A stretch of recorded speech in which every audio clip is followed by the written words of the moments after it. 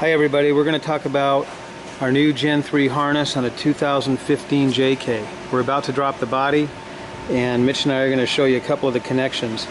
We're basically using a factory accessory drive, as you can see. We do run an aftermarket AC compressor for better clearance, and ironically on the Gen 5 we don't have to run an aftermarket compressor. It has more clearance.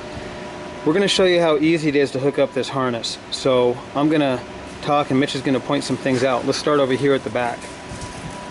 Well, first, these are your factory JK battery cables. They go right back onto the starter just like they came off. Okay, in the back here we have our O2 sensors. This is a factory GM harness, by the way. This is an LS3 crate engine, 430 horse. This is obviously our O2 sensors. We have our fuel lines, our transmission connector, purge line, and we'll show you the fuel tank pressure and vent solenoid connector up front. So everything on top of the engine is factory GM. Coils, injectors, purge valve. Mitch, why don't you point out the mass sensor connector? That's going to go up to your air intake. One thing Mitch has done is we are now incorporating the original starter wires right in the GM harness, which means it's going to connect exactly the way it would in a GM truck, and the connections are made up at the computer for you. So literally all you have to do is install it.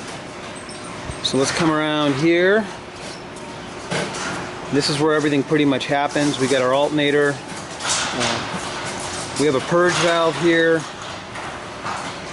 for emissions, coolant temp sensor,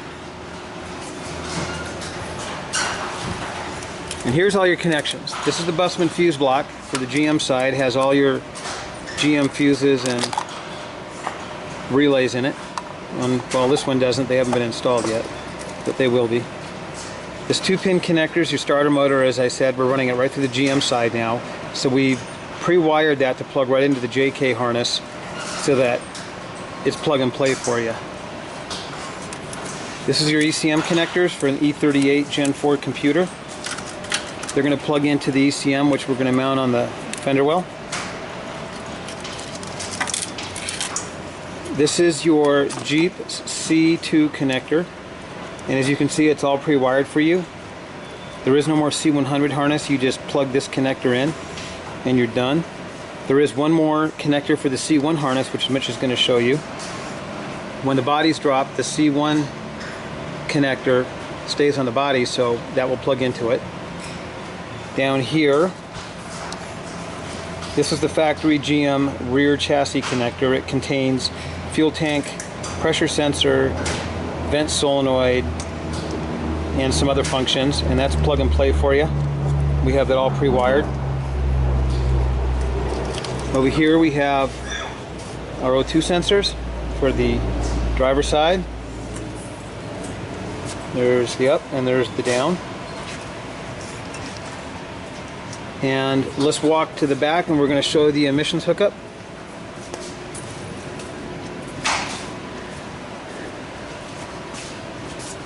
Now, starting on the Pentstars, GM did run a factory fuel tank pressure sensor. That's what that is. We install our own fuel tank pressure sensor, which you can see right there. It's the 3-pin sensor.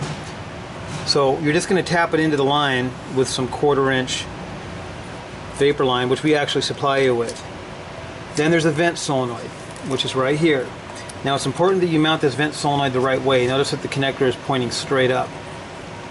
You put that in the vent of the evap canister. That white box at the back of the evap canister is your ESIM, evap system integrity monitor. You're going to put that in line. What this does is essentially creates a closed loop feedback evap system, which is far better than what Chrysler has. Inside of that ESIM is a spring-loaded weight that basically vents based on pressure and vacuum.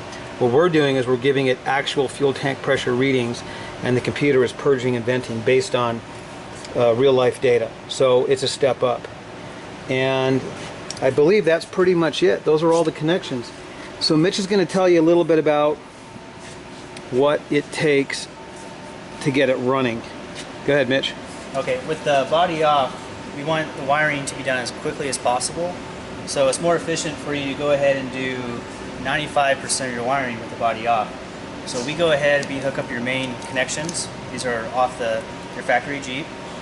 And we'll go ahead and we'll hook those up to the starter and to the chassis and the engine block. And this will be set on top of the intake. So that way when the body is lowered, you can very quickly run this up to the battery terminals and connect those. All your connections on your engine can basically be made.